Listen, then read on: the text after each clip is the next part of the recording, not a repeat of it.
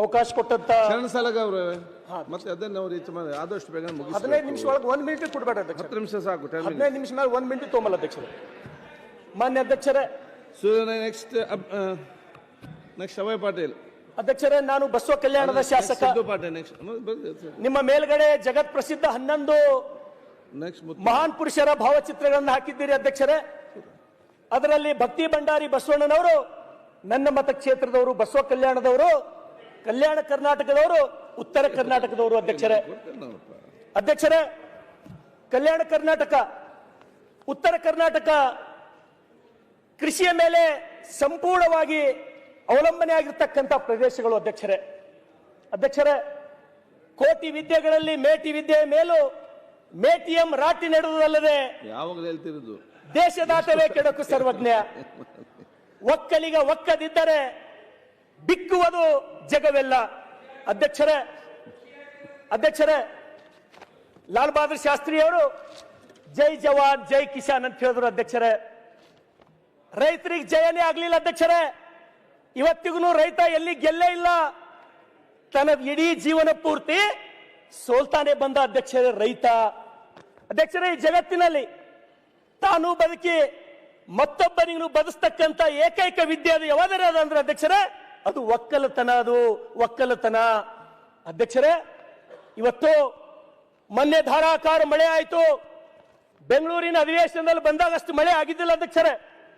ಈ ಮಳೆಯಿಂದ ಯಾವ ರೀತಿ ಆಯಿತು ಅಂದ್ರೆ, ನಮ್ಮ ಹೊಲದಾಗಿರ್ತಕ್ಕಂಥ ಮಣ್ಣು ಕೊಚ್ಕೊಂಡು ಹೋಯ್ತು. ನಮ್ಮ ಎಲ್ಲ ರೈತರು ಪಂಪ್ ಸೆಟ್ಗಳು ಹರ್ಕೊಂಡು ಹೋದು, ದನ ಕರುಗಳು ಹರ್ಕೊಂಡು ಹೋದು, ಬೆಳೆ ಎಲ್ಲ ನೆಲ ಸಮ ಅದು. ಮಾವು ಹೋಯ್ತು, ಪಪ್ಪಾಯಿ ಹೋಯ್ತು, ಒಂದೊಂದು ಕಡೆ ಟಮಾಟ ನೋಡಿದ್ರೆ ಕಣ್ಣೀರು ಬರ್ತಿತ್ತು ಅಧ್ಯಕ್ಷರೇ. ಕಣ್ಣೀರು ಬರ್ತಕ್ಕಂಥ ಪರಿಸ್ಥಿತಿ. ನಾವು ಕೆಲವರಿಗೆ ಕೇಳಿದೆ ಅಧ್ಯಕ್ಷರೇ, ನನಗೆ 50 ವರ್ಷ ಇಂಥ ಮಳೆನೇ ನಾನು ನೋಡಿಲ್ಲ. ಹಿರಿಯರು ಏನ್ ಹೇಳಿದ್ರು ಅಧ್ಯಕ್ಷರೇ ಅಂದ್ರ, ಈ ಮಳಿ ಇಂಥ ಮಳಿ ಯಾವಾಗ ಆಗಿತ್ತಂದ್ರ 1675ನೇ ಇಸ್ವಿದಾಗ ಆಗಿತ್ತು ಮಳಿ. ಅದ್ರ ಬಾದ್ ಇವತ್ತೇ ಇಂಥ ಮಳಿ ನಾವು ನೋಡಿದ್ದೇವೆ ಅಂತ ಹೇಳಿ ಹೇಳಿದ್ರು ಅಧ್ಯಕ್ಷರೇ, ನಮ್ಮ ಕಡೆ ರೈತರ ಪರಿಸ್ಥಿತಿ ನಿಜವಾಗ್ಲೂ ನನಗನ್ನಿಸ್ತದ, ಏನಪ್ಪ ನಮ್ದು ಒಂದು ಬದುಕ ಅಂತ ಹೇಳಿ ನಮಗ್ ಚಿಂತೆ ಅನಿಸ್ತದ ಅಧ್ಯಕ್ಷರೇ. ಇವತ್ತು ರೈತರು, ನನ್ನ ಹೊಲ ಅದ, ಈ ಸಲ ನಂದು ಈ ಸಲ ಉದ್ದ ಆಗ್ತದ, ತೊಗರಿ ಆಗ್ತದ, ಸೋಯಾಬೀನ್ ಆಗ್ತದ, ಏನೋ ರಾಶಿ ಮಾಡಿ ನಾನು ಜೀವನ ಮಾಡ್ಬೇಕಂತ ಹೇಳಿತ್ತು. ಆದ್ರೆ ಇವತ್ತ ರೈತ ಪರೇಶಾನ್ ಆಗಿ ಏನು ಆತ್ಮಹತ್ಯೆಗೆ ಶರಣಾಗಬೇಕಂತ ಹೇಳಿ ಪ್ರತಿಯೊಬ್ಬ ರೈತ ತೊಂದರೆದೊಳಗಿದ್ದಾನೆ ಅಧ್ಯಕ್ಷರೇ. ಆದ್ರ ತಾವು ನೋಡಿದ್ರೆ ಅಧ್ಯಕ್ಷರೇ, ನಾನು ಕೂಡ ಈ ರೈತರಿಗೆ ಏನಾರೇ ಪರಿಹಾರ ಕೊಡಿಸ್ಬೇಕು. ಒಬ್ಬ ಬಡ ರೈತನ ಮಗನಿಗೆ ಶಾಸಕರು ಮಾಡ್ಯಾರ ಜನ, ಅವ್ರಿಗೆ ಏನಾರೇ ಪರಿಹಾರ ಕೊಡಿಸ್ಬೇಕಂತ ಹೇಳಿ ಅರೆಬೆತ್ತಲೆ ಹೋರಾಟ ಮಾಡ್ದ. ಚಾಬಕದ ಮೇಲೆ ಮೈ ಮೇಲೆ ಹೊಡ್ಕೊಂಡ. ಇವತ್ತಿಗೂ ಕೂಡ ನನ್ನ ಮೈ ಮೇಲೆ ಗರಿವ ಅಧ್ಯಕ್ಷರೇ. ಆದ್ರ ಇವತ್ತಿಗೂ ರೈತರಿಗೆ ಆ ಪರಿಹಾರ ನೋಡಿದ್ರ ನನಗೆ ಏನ್ ನೋವು ಆಗ್ತದಂದ್ರ, ನನ್ನ ಪಕ್ಕದ ಮಹಾರಾಷ್ಟ್ರದೊಳಗ ನನ್ನ ಮತಕ್ಷೇತ್ರಕ್ಕೆ 3 ಮತಕ್ಷೇತ್ರಗಳು ಹೊತ್ಕೊಂಡವ. ಔಸಾ, ಉಮ್ಮರ್ಗ, ನಿಲಂಗ.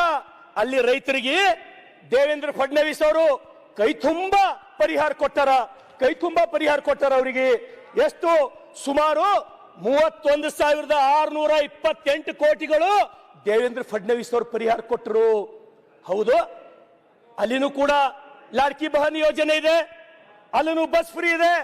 ಆದ್ರೆ ನಮ್ಮಲ್ಲಿ ಇವತ್ತು ಪರಿಹಾರ ಪೋರ್ಟಲ್ ತೆಗೆದು ನೋಡ್ರಿ, 3,000 ಇನ್ನ ಮುಟ್ಟಿಲ್ಲ.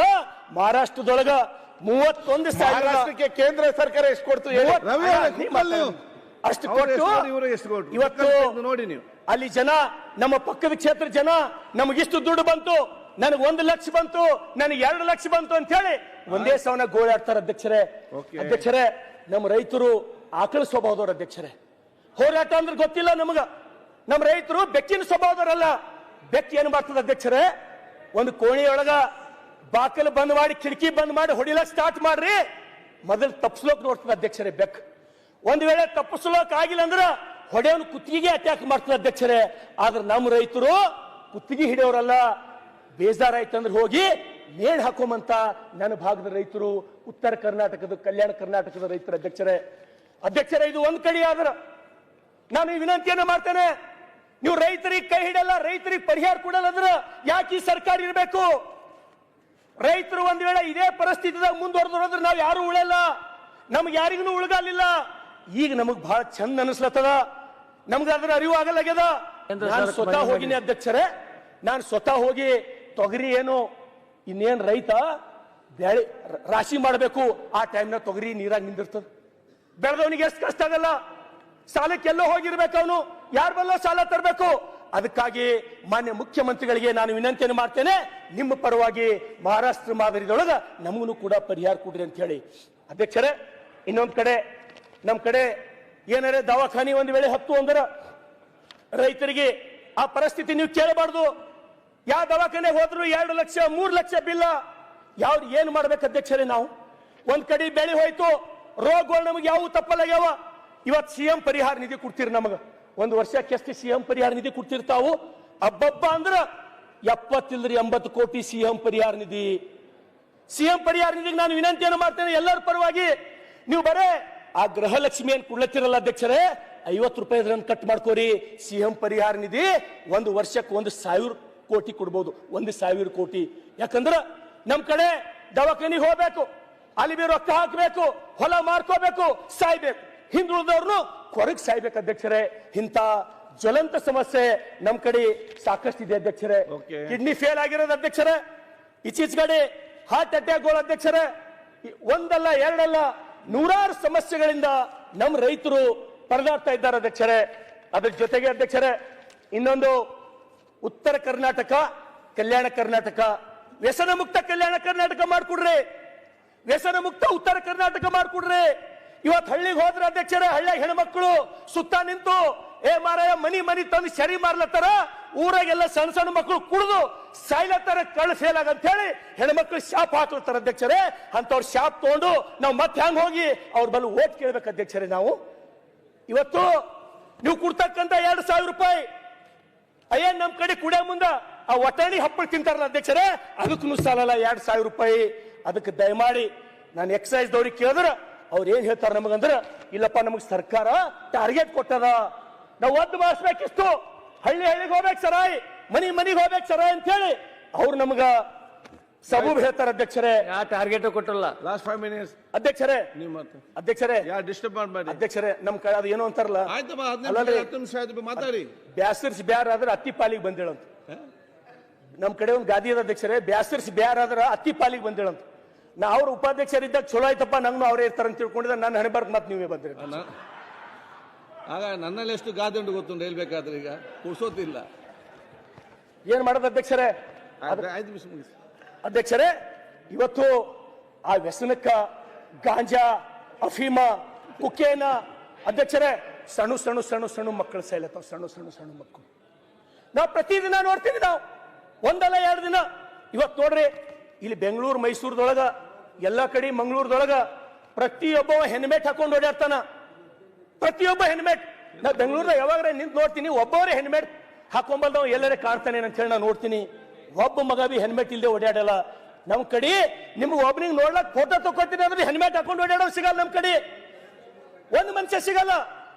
ಆಕ್ಸಿಡೆಂಟ್ ಆಗಿ ಹೆಡ್ ಇಂಜುರಿ ಆಗಿ ನಮ್ ಕಡೆ ಸಣ್ಣ ಸಣ್ಣ ಹುಡುಗರು ಸಾಯ್ಲತ್ತವ ಅಧ್ಯಕ್ಷರೇ, ಸಣ್ಣ ಸಣ್ಣ ಹುಡುಗರು ಸಾಯ್ಲತ್ತವ. ದಯಮಾಡಿ ಸಂಬಂಧಪಟ್ಟಂತ SP ಗಳಿಗೆ ಆದೇಶ ಕೊಡ್ರಿ. ಆ ಜಿಲ್ಲೆಗಳೊಳಗೆ ಯಾಕ ಪ್ರತಿಯೊಬ್ಬ ಬೈಕ್ ಸವಾರ ಯಾಕೆ ಹೆಲ್ಮೆಟ್ ಹಾಕೊಂಬಲ್ಲ? ಇವತ್ತು ನೋಡ್ರಿ ನಮ್ ಕಡೆ ಅಧ್ಯಕ್ಷರೇ, ನಂದು ರಾಷ್ಟ್ರೀಯ ಹೆದ್ದಾರಿ ಮೇಲೆ ಬರ್ತದೆ ಬಸವ ಕಲ್ಯಾಣ. ನಾ ತಿಂಗಳಾಗಲ್ಲ ಅಧ್ಯಕ್ಷರೇ, 1 ಅಥವಾ 2 ಸಾವಿನ ಸುದ್ದಿ ನಂಗೆ ಫೋನ್ ಮಾಡಿ ಕೇಳ್ತೀನಿ. ಎಷ್ಟು ಮಂದಿ ಮಕ್ಕಳಾರ? ಒಬ್ಬನೇ ಹುಡುಗನ ಏನಾಯ್ತು? ಹೆಡ್ ಇಂಜುರಿ ಆಯ್ತು. ಹೆಲ್ಮೆಟ್ ಹಾಕೋಕ್ ನಮ್ಮಲ್ಲಿ ಯಾರು ಕೇಳಲ್ಲ. ನಾವು ಹಿಂದುಳಿದೀವಿ, ನಮಗ್ ಭಯ ಅದ. ನಂಗೆ ಮಾತಾಡ್ಬೇಕಂದ್ರೆ 4 ದಿವಸ ಹಿಡಿಲತ್ತದ. ನನ್ನ ಸಮಸ್ಯೆ ಏನದ ಹೇಳ್ಕೊಳಕ್ಕೆ ನಂಗೆ 20 ದಿನ ಹಿಡಿಲತ್ತದ. ಈ ಸಮಸ್ಯೆಗ ಉತ್ತರ ಯಾವಾಗ ಸಿಗ್ಬೋದು ಅಧ್ಯಕ್ಷರೇ ನಮಗ? ಇವತ್ತು ನಮ್ ಕಡೆ ಜನ ಬರ್ರಿ, ನೀವು ಒಂದು ಸಲ ಬಂದು ನೋಡ್ರಿ. ನಿಮ್ಮ ತಲೆಯೊಳಗೆ ಏನದ ಅಧ್ಯಕ್ಷರೇ? ಮಂಗಳೂರು ನಂಗೆ ಕರ್ನಾಟಕ ಅಕಾಡೆಮಿ ಅದ, ಬೆಂಗಳೂರು ಮೈಸೂರು ನಂಗೆ ಅಕಾಡೆಮಿ ಅದ. ಬರ್ರಿ ಒಂದ್ಸಲ ಯಾದಗಿರಿ ನೋಡ್ರಿ, ಔರಾದ್ ನೋಡ್ರಿ, ಬಸವ ಕಲ್ಯಾಣ ನೋಡ್ರಿ. ಕಣ್ಣ ನೀರ್ ನಿಂತಲ್ಲೇ ಹಾರ್ತಾವ ಅಧ್ಯಕ್ಷರೇ. ನಮ್ಮ ಬದುಕು ನೋಡಿದ್ರ, ನಮ್ಮ ಪರಿಸ್ಥಿತಿ ನೋಡಿದ್ರ. ಇವತ್ತು ಹೋಮ್ ಮಿನಿಸ್ಟರ್ ಇಲ್ಲೇ ದಯಮಾಡಿ ನಾವು ನೋಡಿಲ್ಲ, ಕ್ಷಮಿಸಬೇಕು. ಗೃಹ ಮಂತ್ರಿಗಳೇ, ತಾವು ಸಂಬಂಧಪಟ್ಟಂತ SP ಗೆ ಆದೇಶ ಕೊಡ್ರಿ, ಪ್ರತಿಯೊಬ್ಬ ಹೆಲ್ಮೆಟ್ ಹಾಕೋಬೇಕಂತ ಹೇಳಿ. ನಾವು ಗಾಡಿ ಹಿಡ್ರಿ, ನಾವು ಯಾರಿಗೆ ರಿಕಮೆಂಡ್ ಮಾಡಲ್ಲ. ಗೃಹ ಮಂತ್ರಿಗಳೇ, ಸಾಯ್ಲತ್ತವ ನಮ್ಮ ಮಕ್ಕಳು, ಸಣ್ಣ ಸಣ್ಣ ಮಕ್ಕಳು ಸಾಯ್ಲತ್ತವ. ನಾವು ಎಂತ ಕರ್ನಾಟಕ ಕಟ್ಬೇಕು ಅಧ್ಯಕ್ಷರ? ಇವತ್ತು ಬೇರೆ ಕಡೆ ನಾವು ನೋಡ್ಲತ್ತೀವಿ, ಎಂತ ಯುವ ಶಕ್ತಿ ತಯಾರು ಮಾಡ್ಲತ್ತಾರ ಅವರು. ಒಲಿಂಪಿಕ್ಗೆ ಹೋಗ್ಬೇಕು, ನೀವು ಚಿನ್ನದ ಪದಕ ತರಬೇಕಂತ ಹೇಳಿ ಬೇರೆ ದೇಶಗಳು ಎಂತ ಸಾಹಸಕ್ಕಿಳಿದಾವ. ನಮ್ ಕಡೆ ಮಕ್ಕಳು ಕಣ್ಣೆದ್ರ ಗಾಂಜಾ ಸೇದಿ ಶರೀ ಕುಡ್ದು ನಮ್ ಕಣ್ಣೆದ್ರ ಆಕ್ಸಿಡೆಂಟ್ ಆಗಿ ಸಾಯ್ಲತ್ತವಲ್ಲ ಅಧ್ಯಕ್ಷರೇ. ಎಂತ ಸಮಾಜ ಕಟ್ಲಕ್ ನಾವು ಹೊಂಟಿವಿ. ಈ ನಮ್ಮ ಯುವಕರಿಗೆ ನಾವ್ ಯಾಕೆ ಹೇಳ್ತಾ ಇಲ್ಲ? ಈ ನಮ್ಮ ಯುವಕರಿಗೆ ಯಾಕೆ ಸುಭಾಷ್ ಚಂದ್ರ ಬೋಸ್, ಸಂಗೊಳ್ಳಿ ರಾಯಣ್ಣ, ಕಿತ್ತೂರಿ ರಾಣಿ ಚೆನ್ನಮ್ಮನ ಆದರ್ಶ ಯಾಕೆ ಕಾಣ್ತಾ ಇಲ್ಲ? ನಮ್ಮ ಯುವಕರಿಗೆ ಏನಾಗಿದೆ ಅಧ್ಯಕ್ಷರೇ? ನಮ್ಮ ಯುವಕರು ಏನ್ ತಿಳ್ಕೊಂಡವ? ಸಲ್ಮಾನ್ ಖಾನ್, ಶಾರುಖ್ ಖಾನೇ ಹೀರೋ ಅಂತ ತಿಳ್ಕೊಂಡ್ಬಿಟ್ಟವ ಅಧ್ಯಕ್ಷರೇ. ಹೀರೋ ಅಂದ್ರೆ ಯಾರು ಗೊತ್ತಿಲ್ಲ. ಧರ್ಮವೀರ್ ಸಂಭಾಜಿ ಮಹಾರಾಜರು, मन का जीते जीत है, मन की हारे हार. हार गए जो बिन लड़े उन पर है धिक्कार, जो देखे ना सपना. सपनों की अधिकार, असल अधिकार है अपना. अपनों की खातिर करना कुछ आज हमें अजर अमर कर देना है स्वराज हमें ಅಂತ ಹೇಳಿ ಹೇಳಿದ್ ನಾವು ಮರ್ತೀವಿ ಅಧ್ಯಕ್ಷರೇ. ಅಧ್ಯಕ್ಷರೇ ಏನು ಅರ್ಥ ಆಗಿಲ್ಲ ಏನು ಅಧ್ಯಕ್ಷರೇ? ಸರ್ ಏನು ಅರ್ಥ ಆಗಿಲ್ಲ. ಆಯ್ತು ಸುರೇಶ್, ನಮ್ಗೆ ಗೊತ್ತಾಗಿಲ್ಲ ಸರ್. ಏನು ಇನ್ನೊಂದ್ಸಲ ಹೇಳ್ತೀನಿ ಸರ್. ಸದ್ಯಕ್ಕೆ ಅಧ್ಯಕ್ಷರೇ, ಧರ್ಮವೀರ್ ಸಂಭಾಜಿ ಮಹಾರಾಜರು ಸಭಾಧ್ಯಕ್ಷ ಇವತ್ತಿನ ನಮ್ಮ ಯುವಕರ ಮೇಲೆ, ನಮ್ಗೆ ಗೊತ್ತಾಗಿಲ್ಲ, ನಮ್ಮ ಯುವಕರ ಮೇಲೆ ಕನ್ನಡದಲ್ಲಿ ಪರಿಣಾಮ ಆಗ್ತಾ ಇಲ್ಲ. ನಮ್ಮ ಯುವಕರು ಸರಿಯಾದ ದಾರಿಯಾಗಿ ಹೋಗ್ತಾ ಇಲ್ಲ. ಅದಕ್ಕಾಗಿ ಹೇಳಿದ್ರು ಧರ್ಮವೀರ್ ಸಂಭಾಜಿ ಮಹಾರಾಜರಿಗೆ, तू माटी का लाल है, कोई कंकड़ या धूल नहीं. तू समय बदल के रख देगा, इतिहास लिखेगा, कोई भूल नहीं. तू भोर का पहला तारा है, परिवर्तन का एक नारा है. ये अंधकार कुछ पल का है, सब कुछ तुम्हारा है ಅಂತೇಳಿ ಹೇಳಿದಂತ ಮಾತುಗಳು ಇವತ್ತಿನ ನಮ್ಮ ಯುವ ಜನತೆ ಮರಿತಾ ಇದೆ ಅಧ್ಯಕ್ಷರೇ. ನಾವು ಏನು ಕೇಳಲ್ಲ ನಿಮಗ. ಇವತ್ತು ನನ್ನ ಮನೆ ಅದ ಅಧ್ಯಕ್ಷರೇ, ನನ್ನ ಮನೆ ತುಂಬಾ ಕುಡುಕರಿದ್ದೀವಿ ನಾವು. ನನ್ನ ಮನೆ ತುಂಬಾ ನಾವು ಕುಡುಕರಿದ್ದೀವಿ. ನೀವು ರಾಷ್ಟ್ರೀಯ ಹೆದ್ದಾರಿ ಮಾಡ್ತೀರಿ, ನೀವೆಷ್ಟು ಕಾಲೇಜ್ಗಳು ಕಟ್ತೀರಿ, ನನಗೆ ಬೇಕಾಗಿಲ್ಲ. ಇವತ್ತು ಅಧ್ಯಕ್ಷರೇ ನಿಮ್ಗೆ ಒಂದು ಮಾತು ಹೇಳ್ತೀನಿ, ನಾನು ಸ್ವತಃ ಕಣ್ಣಿಲ್ ನೋಡಿನ ಅಧ್ಯಕ್ಷರೇ. ಆ ಮತಕ್ಷೇತ್ರದ ಊರ್ನ ಹೇಳಲ್ಲವ್ರಿಗೆ ನೋವಾಗ್ಬೋದು ಅಧ್ಯಕ್ಷರೇ. 3 ಮಕ್ಕಳು ಮನೆಯಾಗ ಅಪ್ಪನ ಜೊತೆ ಕುಡ್ಕೋತ್ ಕೂತಾರ ಅಧ್ಯಕ್ಷರೇ. ತಾಯಿ ತಂದು ಹಪ್ಪಳು ಸುಟ್ಟು ಕೊಡ್ತಾರ ಅಧ್ಯಕ್ಷರೇ. ಎಂತ ವಿಪರ್ಯಾಸ ಇದು! ಏನಪ್ಪಾ ದೇವ್ರೆ, ಇಂಥದೆಲ್ಲ ನಾವು ನೋಡ್ಬೇಕೇನಪ್ಪ ಅಂತ ಹೇಳಿ ಇವತ್ತು ಬರ್ರಿ. ಒಬ್ಬೊಬ್ಬರು ಎಂತ ಮನೆಯೊಳಗೆ ಬದುಕಲತ್ತಾರಂದ್ರ 4 ಕಡಿ ಪತ್ರಗಳು. ಸರ್ಕಾರ ನಾವು ನಿಮಗೆ ಏನು ಇಲ್ಲ, ನಮಗ್ ಬರೇ ವ್ಯಸನ ಮುಕ್ತ ಸಮಾಜ ಮಾಡ್ರಪ್ಪ, ನಮ್ ಕಡೆ ಶರೀರ ಕಳಿಸ್ಬೇಡ್ರಿ, ನೀವೇನು ಮಾಡ್ಬೇಡ್ರಿ. ಇವತ್ತು ಹೇಳ್ತೀನಿ ಗೃಹ ಮಂತ್ರಿಗಳ ತಮಗ್ ಹೇಳ್ತೀನಿ, ನೀವು ಒಂದ್ ವೇಳೆ ಏನಾರ ಶರೀರ ಬಂದ್ ಮಾಡಿದ್ರಿ ಅಂದ್ರ ಈ ರಾಜ್ಯದೊಳಗ ನಮ್ ಕಡೆ ಜನ ಜಗಲಿ ಮೇಲೆ ನಿಮ್ ಫೋಟೋ ಇಟ್ಟು ಪೂಜಾ ಮಾಡ್ತಾರೆ. ನಿಮ್ ಫೋಟೋ ಇಟ್ಟು ಅಧ್ಯಕ್ಷರೇ ಬಂದ್ ಮಾಡಿ ನೋಡ್ರಿ. ನೀವು ಗೃಹಲಕ್ಷ್ಮಿ ಕೊಡೋದು ಬಂದ್ ಮಾಡ್ರಿ. ನಿಮ್ಮ ಗೃಹಲಕ್ಷ್ಮಿ 2000 ಬೇಕಾಗಿಲ್ಲ ನಮಗ. ಸರಾಯಿ ಬಂದ್ ಮಾಡ್ರಿ. ನೀವು ಸರಾಯಿ ಒಂದ್ ವೇಳೆ ಯಾರು ಸರಾಯಿ ಬಂದ್ ಮಾಡ್ತೀರಿ, ನೀವು ಬಸವಣ್ಣದಂಗ ಆಗ್ತೀರಿ. ಅಲ್ಲಿ ಬಸವಣ್ಣ ನನಗಿಂತ ಕಿರಿಯವ್ರಿಲ್ಲ ಅಂದವ ಇವತ್ತು ಮಹಾತ್ಮ ಗಾಂಧೀಜಿಕ್ಕಿಂತ ಮ್ಯಾಲ ಹಾಕಿರಿ ನೀವು. ನಾನು ಇಷ್ಟೇ ಹೇಳೋದು, ನಿಮಗೆ ಅವಕಾಶದ, ನಿಮ್ಮ ಸರ್ಕಾರದ ಇವತ್ತು ಜನ ಫಡಾಸಿ ಸಾಯ್ಲತ್ತಾರ, ಪ್ರತಿಯೊಂದು ಮನೆ ಕುಡು ಸಾಯ್ಲತ್ತಾರ, ಕ್ಯಾನ್ಸರ್ ಆಲತ್ತದ, ಕಳ್ಳ ಫೇಲ್ ಆಲತ್ತದ. ದಯಮಾಡಿ ನನಗೆ ಜನ ಊರಿಗೆ ಹೋದ್ರ ಲಿಟ್ರಲಿ ಉಗುಳತ್ತಾರ ಅಧ್ಯಕ್ಷರೇ, ಉಗುಳತ್ತಾರ. ಅದಕ್ಕಾಗಿ ದಯಮಾಡಿ ಈ ಸರ್ಕಾರ, ನಾನು ಈಗ 2.5 ವರ್ಷ ಆಯ್ತು ಅಧ್ಯಕ್ಷರೇ, ನಮಗೊಂದು 100 ಮನೆ ಹಣ ರಂಗನಾಥ್ 5 ನಿಮಿಷ ರೀ, 5 ನಿಮಿಷ 2 ನಿಮಿಷ ಮುಗಿತದ. ನಾವು ನಿಮ್ ಪೂರಕವಾಗಿ ಮಾತಾಡ್ತೀವಿ. ರಂಗನಾಥ್ ಬಹಳ ಚೆನ್ನಾಗಿ ಮಾತಾಡ್ತಾರೆ, ತುಂಬಾ ಚೆನ್ನಾಗಿ ಮಾತಾಡ್ತಾ ಇದ್ದಾರೆ. ನಿಮ್ ಪೂರಕವಾಗಿ ಮಾತಾಡ್ತಿದ್ದೀವಿ. ಬಿಜೆಪಿ ಇದ್ದಾಗ ಏನೇನ್ ಮಾಡಿದ್ರು ಅವಲೋಕನ ಮಾಡ್ಲಿ ಅನ್ನೋದಕ್ಕೋಸ್ಕರ ಮಧ್ಯದಲ್ಲಿ ಅಧ್ಯಕ್ಷರೇ ನಾನು ಆಯ್ತು ಅಧ್ಯಕ್ಷರೇ, ಮಹಾರಾಷ್ಟ್ರ ಮಾದಾರಿದೊಳಗ ಪರಿಹಾರ ಕೊಡ್ರಿ. ದೇವೇಂದ್ರ ಫಡ್ನವೀಸ್ ಜನ ದೇವ್ರು ಅಂತ ಹೇಳಿ ಕರೀಲತ್ತಾರ. ನಮ್ ಗೃಹ ಮಂತ್ರಿಗಳು ಹೆಲ್ಮೆಟ್ ಹಾಕೊಂಡು ಸರಾಯಿ ಬಂದ್ ಮಾಡ್ರಿ. ನಾಲ್ಲ ಸರಾಯಿ ಒಂದ್ ವೇಳೆ ನೀವು ಬಂದ್ ಮಾಡಿದ್ರಿ ಅಂದ್ರ ನಾನೇ ಸಿದ್ದರಾಮಯ್ಯನವ್ರ ಫೋಟೋ ನನ್ನ ಜಗಲಿ ಮೇಲೆ ಇಟ್ಟು ನಾ ಪೂಜೆ ಮಾಡ್ತೀನಿ. ಈ ರಾಜ್ಯದೊಳಗೆ ಸರಾಯಿ ಬಂದ್ ಮಾಡ್ಬೇಕು. ನಶಾ ಮುಕ್ತ ಕಲ್ಯಾಣ ಕರ್ನಾಟಕ ತಾವು ಮಾಡ್ಬೇಕು. ನಶಾ ಮುಕ್ತ ವ್ಯಸನ ಮುಕ್ತ ಉತ್ತರ ಕರ್ನಾಟಕ ತಾವು ಮಾಡ್ಬೇಕು. ಅಧ್ಯಕ್ಷರೇ ಇದಕ್ ಬಿಟ್ಟು ನಮ್ದು ಅತ್ಯಂತ ಭಾರಿ ಸಮಸ್ಯೆ ನಾನು ನಿಮ್ಗೆ ಹೇಳ್ತೀನಿ ಅಧ್ಯಕ್ಷರೇ. ಇವತ್ತು ನಮ್ಮ ರೈತರ ಪರಿಸ್ಥಿತಿ, ಒಬ್ಬರನ್ನು ಹೊಲಕ್ಕೆ ಹೋಗಿ ಚಂದ ಹೋಗಿ ರಾಶಿ ಮಾಡಪ್ಲ ಇಲ್ಲ ನಾವು ಯಾರು. ಒಂದು ಸಲ ಬಂದು ನಿಮ್ಗೆ ಹಾದಿಗಳನ್ನ ತೋರಿಸ್ತೀನಿ, ಒಂದು ಸಲ ನೀವು ಹಾದಿಗಳು ನೋಡ್ರಿ, ಒಂದು ಸಲ ಹಾದಿ ನೀವು ನಡ್ಕೋತ ಹೋರಿ, 10 ಸಲ ಬೀಳ್ತೀರಿ ನೀವು. ನಾ ಆಕ್ಚುಲಿ ಕಬಡ್ಡಿ ಪ್ಲೇಯರ್ ಅಧ್ಯಕ್ಷರೇ. ನಾನು ನನಗೆ ಹೋಗ್ಲಿಕ್ಕಾಗಲ್ಲ. ನಿಮ್ಮ ಜಿಲ್ಲಾಧಿಕಾರಿಗಳು ತಹಶೀಲ್ದಾರ್ಗಳು ಏನ್ ಮಾಡ್ಲತ್ತಾರ? ಅವ್ರ ಕೆಲಸ ಏನು? ಬರೀ ಎ ಸಿ ರೂಮ್ ನ ಕೂಡೋದೇ ಅವ್ರ ಕೆಲಸನ? ಸಲ ಹೋಗಿ ಜಿಲ್ಲಾಧಿಕಾರಿಗಳು ರೈತರ ಹಾದಿ ಮಾಡಿಕೊಟ್ಟಾರ? ತಹಶೀಲ್ದಾರ್ಗಳು ಹೋಗಿ ರೈತರ ಹಾದಿ ಸಮಸ್ಯೆ ಬಗೆಹರಿಸಿಕೊಟ್ರು ಅಂತ ಹೇಳಿ ನಮ್ಗೆ ಹೇಳಿ ನೋಡಮ್ಮ ಅಧ್ಯಕ್ಷರೇ. ಇವತ್ತು ತಹಶೀಲ್ದಾರ್ ಬಲ್ಲಿ ಹೋಗ್ತೀವಿ ನಾವು. ತಹಶೀಲ್ದಾರೇ, ಜನ ಗೋಳೆ ಹೇಳತ್ತಾರಲ್ಲಿ, ನೀವು ಹೋರಿ ಹಾದಿ ಮಾಡ್ಕೊಡ್ರಿ, ಎದುರು ನಿಂದ್ರಿ, ನಕ್ಷ ತೆಗೀರಿ, ಅದ್ರ ಎದುರಿಡ್ರಿ, ಹಾದಿ ಆತ ಅಂತ ಹೇಳ್ತೀನಿ ಅಧ್ಯಕ್ಷರೇ. ಇವೆಲ್ಲ ನಾವು ಕೇಳಬಾರ್ದ ಅಧ್ಯಕ್ಷರೇ? ನಿಮ್ಗ ನಾ ಏನಾರ ಬ್ಯಾರೆ ನಿಮ್ಗ ದೊಡ್ಡ ದೊಡ್ಡ ಸಾಫ್ಟ್ವೇರ್ ಕಂಪನಿ ತೊಗೊಂಬರ್ರಿ, ಅದು ತೊಗೊಂಬರ್ರಿ ಅಂತ ಕೇಳತ್ತಿಲ್ಲ. ನಾವು ಬರೇ ಬದುಕಂಗ್ ಮಾಡ್ರಿ ಸಾಕು. ನಿಮ್ಮ ಅಪ್ಲೈ ನಾವು ಬದುಕಂಗ್ ಮಾಡ್ರಿ ಸಾಕು, ಬೇರೆ ಏನು ಬೇಕಾಗಿಲ್ಲ. ಇರ್ಲಕ್ ಮನಿ ಕೊಡ್ರಿ, ರೈತರಿಗೆ ಹೋಲಕ್ ಹಾದಿ ಕೊಡ್ರಿ, ಸರಾಯಿ ಮುಕ್ತ ಕಲ್ಯಾಣ ಕರ್ನಾಟಕ ಮಾಡು ನೋಡ್ರಿ. ನಿಮಗೆ ಈ ಸರ್ಕಾರಕ್ಕ ಎಂತ ಶ್ರೇಯಸ್ಸು ಬರ್ತದೆ ಅಧ್ಯಕ್ಷರೇ. ಅದಕ್ಕಾಗಿ ಅಧ್ಯಕ್ಷರೇ, ತಮಗೆ ಮತ್ತೊಂದ್ಸಲ ನಾನು ಸರ್ಕಾರಕ್ಕೆ ವಿನಂತಿಯನ್ನ ಮಾಡ್ತೇನೆ. ಇವತ್ತು ನಾನು ಬಸವ ಕಲ್ಯಾಣದ ಅಭಯ್ ಪಾಟೀಲ್ ಅಧ್ಯಕ್ಷರೇ, ಇಲ್ಲ ಅಧ್ಯಕ್ಷರೇ, ಮುಗಿತ ಅಧ್ಯಕ್ಷರೇ, ಅಧ್ಯಕ್ಷರೇ ನಾನು ಮುಗಿತ ಅಧ್ಯಕ್ಷರೇ, 30 ಸೆಕೆಂಡ್. ಅದಕ್ಕ ಎಲ್ಲ ಮನವಿಗಳನ್ನ ಸದಸ್ಯರು ಬಹಳ ಚೆನ್ನಾಗಿ ಮಾತಾಡ್ತಾವ್ರೆ. ಕಳೆದ ಬಾರಿ ಇವ್ರ ಕ್ಷೇತ್ರದಲ್ಲಿ ಶಾಸಕರು ಯಾರಾಗಿದ್ರು, ಯಾವ ಪಕ್ಷ ಇತ್ತು ಅಂತ ಹೇಳಿದ್ರೆ ಅವಾಗ ಯಾಕೆ ಬದಲಾವಣೆ ಆಗಲಿಲ್ಲ? ಈಗ ಬದಲಾವಣೆ ಬಯಸ್ತಾ ಇದ್ದೀರಾ?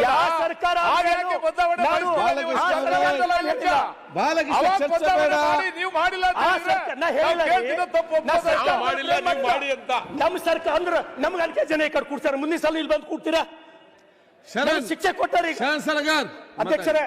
ಮತ್ತೊಂದು ಕೊನೆ ವಿಷಯ ಮುಗಿಸೇ ಬಿಡ್ತೀನಿ ಅಧ್ಯಕ್ಷರೇ. ಪಾಪ ಅಲ್ಲ, ನೀವು ಇಷ್ಟೆಲ್ಲ ಹೆಲ್ಮೆಟ್ ಮತ್ತೆ ಸರ ಇಲ್ಲ ಮುಗೀತು. ಆಯ್ತು ಅಧ್ಯಕ್ಷ, ಮುಗೀತು ಅಧ್ಯಕ್ಷ, ನಾ ಮುಗಿಸೇ ಬಿಡ್ತೀನಿ, ನಿಮ್ಗೆ ತೊಂದರೆ ಕೊಡಲ್ಲ ಅಧ್ಯಕ್ಷರೇ. ಇವತ್ತೇನು ಕಳೆದ ವಿಧಾನಸಭೆಯೊಳಗೆ ತಾವು ಹೇಳಿರಿ ಭಕ್ತಿ ಭಂಡಾರಿ ಬಸವಣ್ಣ ಆ ಭಾವಚಿತ್ರ ತಾವು ಚೇಂಜ್ ಮಾಡ್ತೀನಿ ಅಂತ ಹೇಳಿರಿ ಅಧ್ಯಕ್ಷರೇ. ಯಾವ ಕಾರಣಕ್ಕೆ ಡಿಲೇ ಆಗ್ಯದ ನನಗೆ ಗೊತ್ತಿಲ್ಲ. ಆ ಮುಂದಿನ ಸಲ ನೀವೇ ನಿರ್ಧಾರ ತಗೊಂಡಿರಿ ಅಧ್ಯಕ್ಷರೇ. ಹೊರಗೆ ಅನುಭವ ಮಂಟಪವನ್ನು ಕೂಡ ತಾವೇ ಹಾಕಿರಿ. ನಿಮಗೆ ಧನ್ಯವಾದ ಹೇಳ್ತೀನಿ. ಆ ನೆಲದ ಶಾಸಕನಾಗಿ ನಾನು ಹೇಳಿದ ಯಾವ್ದನ್ನು ಹಾಕ್ಬೇಕಂತ ಕೊಡಿ ಅಂತ ಹೇಳಿದ್ದೇನೆ, ನೀವು ಯಾರು ಬಂದು ಕೊಡ್ಲಿಲ್ಲ. ನಾನೇ ತಂದು ಕೊಡ್ತೀನಿ ಅಧ್ಯಕ್ಷರೇ. ಅದಕ್ಕಾಗಿ ನಾನು ಬಸವಣ್ಣನವರ ವಚನ ಮುಗಿಸ್ಬಿಡ್ತೀನಿ ಅಧ್ಯಕ್ಷರೇ. ಜಗದಗಲ ಮುಗಿಲಗಲ ನಿಮ್ಮಗಲ, ಪಾತಾಳದಿಂದ ತತ್ತ ನಿಮ್ಮ ಶ್ರೀಚರಣ, ಬ್ರಹ್ಮಾಂಡದಿಂದ ತತ್ತ ನಿಮ್ಮ ಶ್ರೀ ಮುಕುಟ, ಅಗಮ್ಯ ಅಗೋಚರ ಅಪ್ರತಿಮ ಅಪ್ರಮಾಣ, ಲಿಂಗವೇ ಕೂಡಲ ಸಂಗಮ ದೇವ, ನಿಮ್ಮ ಕರಸ್ಥಳದಲ್ಲಿ ಚುಳುಕಾಗಿರಯ್ಯ. ಧನ್ಯವಾದಗಳು. Thank you. ಈಗ ಅಭಯ್ ಪಾಟೀಲ್, ನೆಕ್ಸ್ಟ್ ಲಕ್ಷ್ಮಣ್ ಸವದಿ, ನೆಕ್ಸ್ಟ್ ಕಂದಕೂರ್ ರೆಡಿಯಾಗಿ. ಈಗ ಅದಕ್ಕಿಂತ ಮುಂಚೆ ಒಂದು ಎಲ್ಲರಿಗೂ ಬಸವರಾಜ್ ಅರ್ಗಿವ್ ನೆಕ್ಸ್ಟ್ ನಿಮ್ಗೆ ಕಂದಕೂರ್ ನಿಮಿಷ ಕೊಡ್ತೇನೆ. ಈಗ ಅಮೆರಿಕದಲ್ಲಿ ನಡೆದಂತಹ ಮಾರ್ಕ್ ರೋಬರ್ ಜುಗೋರ್ ಸ್ಪರ್ಧೆಯಲ್ಲಿ ಅಫೋರ್ಡೆಬಲ್ ಸ್ಟೈಲಸ್ ಎಂಬ ವಿಷಯ ಕುರಿತಂತೆ ನಮ್ಮ ಕರ್ನಾಟಕದ ಹೆಮ್ಮೆ ಪುತ್ರ ಮತ್ತು ಬೆಳಗಾವಿಯ ದ್ವಿತೀಯ PUC ವಿದ್ಯಾರ್ಥಿ ರಿಷನ್ ಶಶಾಂಕ್ ಲೆಂಗಡೆ ಅವರು ಇವತ್ತು ಅತ್ಯುತ್ತಮವಾದ ಸಾಧನೆ ಮಾಡಿ ಸುಮಾರು 5 ಲಕ್ಷ ರೂಪಾಯಿ ಮೊತ್ತವನ್ನು ಪಡೆದಿದ್ದಾರೆ. ಅವರು ಬಂದಿದ್ದಾರೆ. ಎಲ್ಲರ ಪರವಾಗಿ ನಾನು ಅವರನ್ನು ಶುಭಾಶಯ ಸಲ್ಲಿಸಿ ಸ್ವಾಗತಿಸ್ತೇನೆ. ಮತ್ತು ಇಂಥ ವಿದ್ಯಾರ್ಥಿಗಳು ನಮ್ಮ ರಾಜ್ಯದ ಎಲ್ಲ ವಿದ್ಯಾರ್ಥಿಗಳು ಪ್ರೇರಣೆ ಮತ್ತು ಪ್ರೋತ್ಸಾಹದ ಶಕ್ತಿ ಆಗಬೇಕು ಅಂತ ಹೇಳಲಿಕ್ಕೆ ಬಯಸ್ತೇನೆ. ಅದೇ ಈಗ ಅಭಯ್ ಪಾಟೀಲ್ ಮಾತಾಡಿ. ಕೊಡ್ತೇನೆ, ದುರ್ಯೋಧನ ಕೊಡ್ತೇನೆ.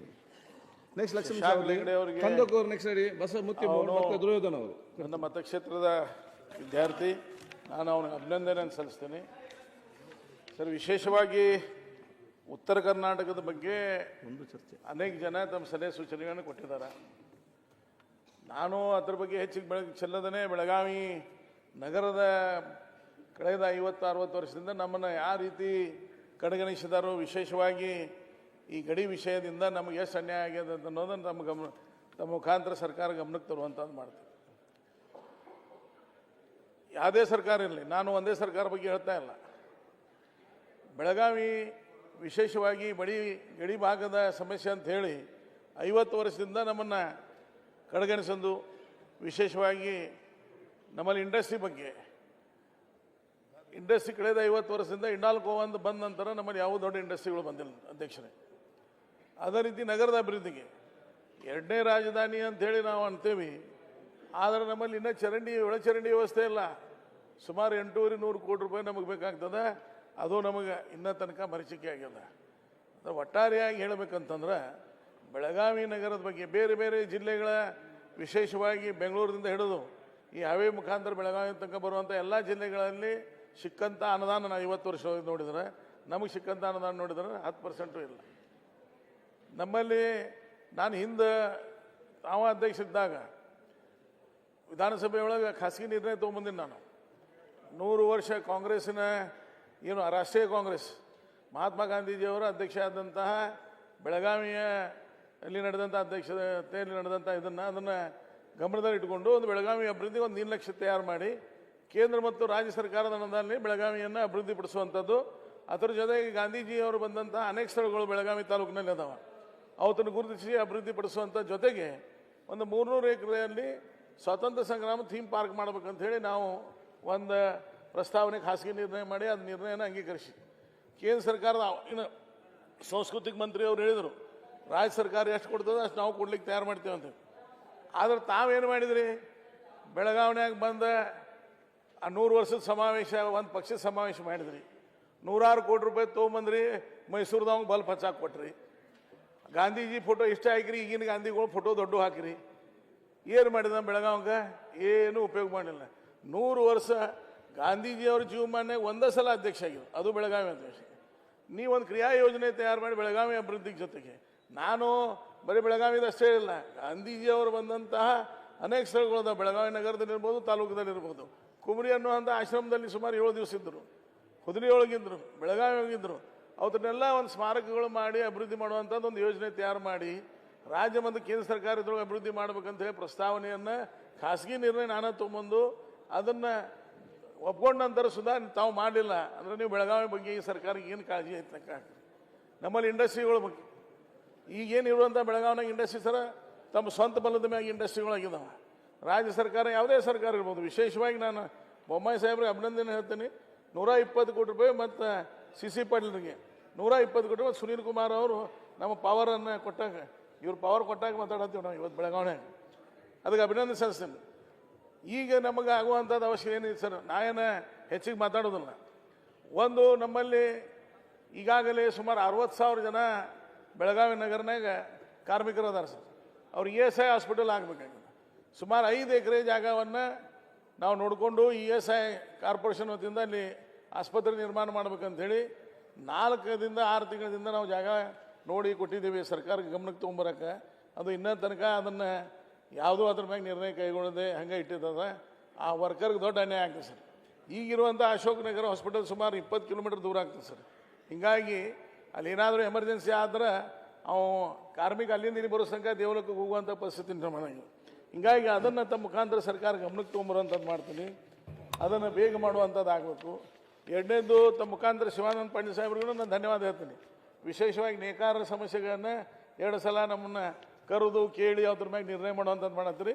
ತಮ್ಮ ಮುಖಾಂತರ ಅವ್ರಿಗೆ ವಿನಂತಿ ಮಾಡ್ತೀನಿ, ಮಹಿಳಾ ಜವಳಿ ಪಾರ್ಕನ್ನು ಬೆಳಗಾವಿಗೆ ಮಾಡುವಂಥದ್ದು ಆಗ್ಬೇಕು ಸರ್. ಯಾಕಂದರೆ ನಮ್ಮ ವಿಶೇಷವಾಗಿ ಬೆಳಗಾವಿ ಮಹಾನಗರ ವ್ಯಾಪ್ತಿಯೊಳಗೆ ಬರೋದ್ರಿಂದ ಹೆಣ್ಮಕ್ಳಿಗೆ ಗ್ರಾಮೀಣ ಭಾಗನಾಗ ಅಂದ್ರೆ ಅನೇಕ ಯೋಜನೆಗಳು, ಸರ್ಕಾರದ ಯೋಜನೆಗಳ ಮುಖಾಂತರ ಅವ್ರಿಗೆ 180 ದಿವಸ 200 ದಿವಸ ಕಾಮಗಾರಿ ಸಿಗ್ತದೆ.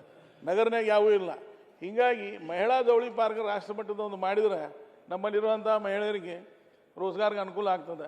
ಬರೀ ಬೆಂಗಳೂರಿನಾಗ ಈಗ ಇಲ್ಲೇ ಮಹಾರಾಷ್ಟ್ರ ನಮ್ಮಲ್ಲಿಂದ 100 ಕಿಲೋಮೀಟ್ರ್ ಇಚಲಕರಂಜಿ, ಮ್ಯಾಂಚೆಸ್ಟರ್ ಅಂತಾರೆ ಅದಕ್ಕೆ, ಆ ರೀತಿ ಬೆಳೆದಂಥ ಇಚಲಕರಂಜಿ ಒಳಗೆ ನೀವು ಬೆಳಗಾವಿ ಒಳಗೆ ಅದನ್ನು ಮಾಡುವಂಥದ್ದು ಮಾಡಿದ್ರೆ ಈ ಭಾಗದ ಹೆಣ್ಮಕ್ಳಿಗೂ ಅನುಕೂಲ ಆಗ್ತದೆ, ನಿರುದ್ಯೋಗ ಸಮಸ್ಯೆ ನಿವಾರಣೆ ಆಗ್ತದೆ. ಅದರಿಂದ ಭಾಳಷ್ಟು ಕುಟುಂಬಗಳು ಆರ್ಥಿಕವಾಗಿ ಸ್ವಾವಲಂಬನೆ ಆಗ್ತವೆ. ಅದನ್ನು ತಮ್ಮ ಮುಖಾಂತರ ನಾನು ಆಗ್ರಹ ಮಾಡುವಂಥದ್ದು ಮಾಡ್ತೀನಿ ಸರ್. ಅದ್ರ ಜೊತೆಗೆ ಬೆಳಗಾವಿ ವಿಶೇಷವಾಗಿ ಬೆಳಗಾವಿ ಬಾಸುಮತಿ ಅಕ್ಕಿ ಇರ್ಬೋದು, ಇಲ್ಲಿ ಬೆಳೆಯುವ ವಿವಿಧ ತರಕಾರಿಗಳು, ಆಮೇಲೆ ಶಾಪುರ್ ಸಾರಿ ಇರ್ಬೋದು, ಆಮೇಲೆ ಬೆಳಗಾವಿ ಕುಂದ ಇರ್ಬೋದು, ಹುಕ್ಕೇರಿ ಬದನೆಕಾಯಿ, ಖಾನಾಪುರದ ಗೋಡಂಬಿ, ಸಂಕೇಶ್ವರದ ಮೆಣಸಿನಕಾಯಿ ಮುಂತಾದ ಕೃಷಿ ಉತ್ಪನ್ನಗಳಿಗೆ GI ಟ್ಯಾಗ್ ಕೊಡುವಂಥದ್ದು ಆಗಬೇಕು ಸರ್, ಮಾಡ್ಬೇಕು. ಸರ್ಕಾರದ ಬಗ್ಗೆ ಗಮನ ಹರಿಸುವಂಥದ್ದು ಮಾಡಿದ್ರೆ ಅದಕ್ಕೆ ಹೆಚ್ಚಿಗೆ ಅನುಕೂಲ ಆಗ್ತದೆ. ಕಾಮತ್ ಬರೋಬ್ಬರ ಐತಲ್ಲ, ಅದಕ್ಕೆ ಹೆಚ್ಚಿಗೆ ಅನುಕೂಲ ಆಗುವಂಥದ್ದು ಸರ್. ಅದ್ರ ಬಗ್ಗೆ ಸರ್ಕಾರ ಗಮನ ಹರಿಸ್ಬೇಕು ಅನ್ನೋವಂಥದ್ದು ತಮ್ಮ ಮುಖಾಂತರ ನಾನು ಆಗ್ರಹ ಮಾಡ್ತೀನಿ. ಆಮೇಲೆ ಬೆಳಗಾವಿ ಸರ್ ಈಗಾಗಲೇ ಫೌಂಡ್ರಿ ಒಳಗಿರ್ಬೋದು ಅಥವಾ ಏರೋಸ್ಪೇಸ್ ಇಂಡಸ್ಟ್ರಿ ಒಳಗಿರ್ಬೋದು, ಅಥವಾ ರೈಲ್ವೆ ಡಿಪಾರ್ಟ್ಮೆಂಟ್ ಇರ್ಬೋದು, ಡಿಫೆನ್ಸ್ಗೆ ಇರ್ಬೋದು, ಭಾಳ ಸಾಮಗ್ರಿಗಳನ್ನು ಉತ್ಪನ್ನ ಮಾಡುವಂಥ ಹಬ್ಬ ಆಗಿ ನಿರ್ಮಾಣ ಆಗ್ತದೆ. ಅದಕ್ಕೆ ತಮ್ಮ ಮುಖಾಂತರ ಸರ್ಕಾರಕ್ಕೆ ವಿನಂತಿ ಮಾಡ್ತೀನಿ, ಸರ್ಕಾರ ಇದ್ರ ಬಗ್ಗೆ ಹೆಚ್ಚಿಗೆ ಗಮನ ಹರಿಸಿ ಇಲ್ಲಿ ಸ್ಥಾನಿಕವಾಗಿರುವಂತಹ ಏನು ಉದ್ಯೋಗ ನಿರ್ವಹಿಸಿದ್ರು ಇನ್ನೂ ಹೆಚ್ಚಿನ ಅನುಕೂಲ ಮಾಡುವಂಥ ವ್ಯವಸ್ಥೆ ಆಗಬೇಕು. ಅದೇ ರೀತಿ ಬೆಳಗಾವಿ ವಿಶೇಷವಾಗಿ ನಮ್ಮಲ್ಲಿ ನೇಕಾರ ಜಾಸ್ತಿ ಇರೋದ್ರಿಂದ ಆ ಸಮಸ್ಯೆ ಬಗ್ಗೆ ಸಚಿವರ ಗಮನಕ್ಕೆ ತೊಗೊಂಬಂದಿದ್ದೀವಿ ನಾವು. ವಿಶೇಷವಾದಂಥ ಯೋಜನೆಯನ್ನು ಬೆಳಗಾವಿ ನೇಕಾರಿಗೆ ಮಾಡಿದರೆ ನೇಕಾರರ ಉದ್ಯೋಗ ಅವಕಾಶಗಳು ಹೆಚ್ಚಿಗೆ ಆಗ್ತವೆ. 1-2 ಮಗ್ಗಗಳು ನಡೆಸುವಂಥ ನೇಕಾರಿಗೆ ಅನುಕೂಲ ಆಗ್ತದೆ. ಎರಡನೇದು ಸರ್, ಅಭಿವೃದ್ಧಿ ಪ್ರಾಧಿಕಾರಗಳು ಅನೇಕ ಮಾಡಿದ್ದೆವು. ಅದರ ಅಭಿವೃದ್ಧಿ ಪ್ರಾಧಿಕಾರಕ್ಕೆ ಹಣನ ಬಿಡುಗಡೆ ಆಗಿಲ್ಲ ಭಾಳಷ್ಟು ಕಡೆ. ಇವತ್ತು ಹೇಳಬೇಕು, ನಮ್ಮ ಭಾಗಕ್ಕೆ ವಿಶೇಷವಾಗಿ ಮರಾಠ ಅಭಿವೃದ್ಧಿ ಪ್ರಾಧಿಕಾರ ಹಣನ ಬಿಡುಗಡೆ ಆಗಿಲ್ಲ, ಅದು ಬೇಗ ಬಿಡುಗಡೆ ಆಗಬೇಕು.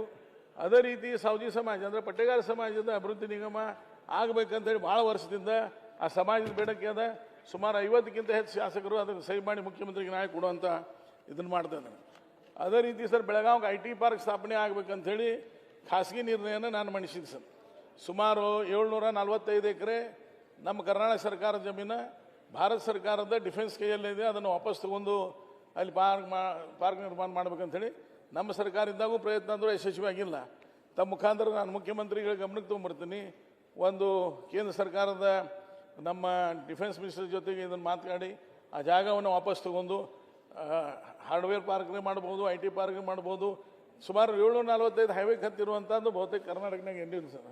ಅಂಥ ಜಮೀನನ್ನು ಸುಮಾರು 1860 ಅವರು ಡಿಫೆನ್ಸ್ ಕೊಟ್ಟಿತ್ತು 100 ವರ್ಷ ಲೀಸ್ ಮ್ಯಾಗ. 100 ವರ್ಷ ಲೀಸ್ ಮುಗಿದು ಈಗ 60-70 ವರ್ಷ ಆಯ್ತು ಸರ್.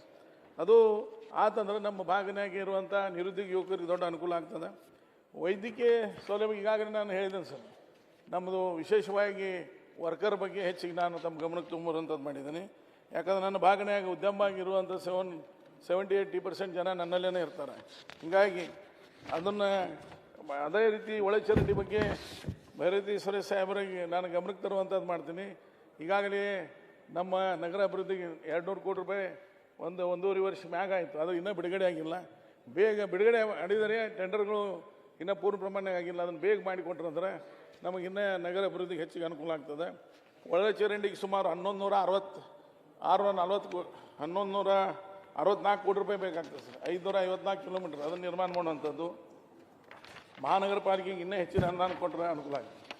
ವಿಶೇಷವಾಗಿ ಸರ್ ನಗರನೇ ಆಗಿರುವಂಥ ಬಳ್ಳಾರಿ ನಾಲ, ಅದು ಪ್ರತಿ ವರ್ಷ ಮಳೆಗಾಲನಾಗ ಸುಮಾರು 1000-2000 ಎಕರೆ ನೀರಾವರಿ ನೀರು ಅದರಲ್ಲಿ ಬಂದು ಒಂದೇ ಬೆಳೆ ಬೆಳೆಯುವಂಥದ್ದು ಆಗ್ತಾಯಿಲ್ಲ.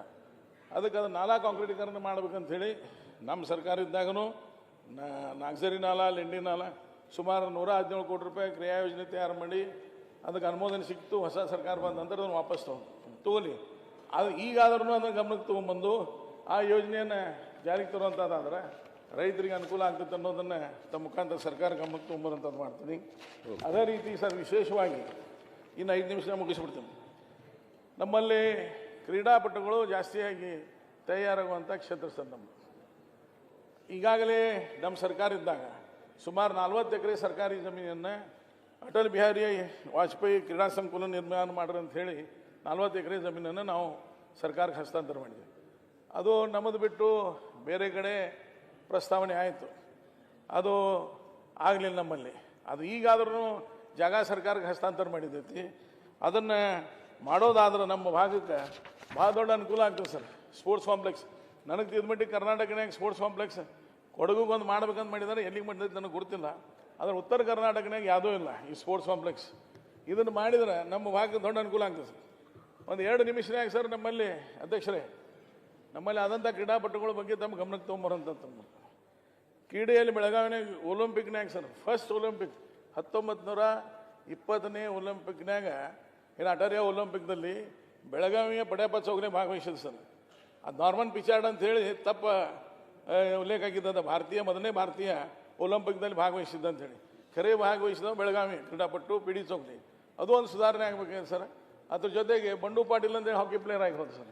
ಈ ರೀತಿ ಅನೇಕ ಜನ ಯಾವುದೇ ಸರ್ಕಾರದ ಸೌಕರ್ಯಗಳಿಲ್ಲದೆ ನಮ್ಮಲ್ಲಿ ಅನೇಕ ಕ್ರೀಡಾಪಟುಗಳು ಆಗಿರುತ್ತೆ. ಉದಾಹರಣೆಗಾಗಿ ಹೇಳ್ತೀನಿ ನಿಮ್ಗೆ, ಲಕ್ಷ್ಮಣ್ ಜಾಧವ್ ಅಂಥೇಳಿ, SR ಪಾಟೀಲ್ ಅಂಥೇಳಿ, ಈ ಮುಕುಂದ್ ಕಿಲ್ಲೇಕರ್ ಅಂಥೇಳಿ ಅರ್ಜುನ್ ಪ್ರಶಸ್ತಿ ಪುರಸ್ಕಾರ ಆದಂಥವ್ರು ಇಲ್ಲಿ ಅದ.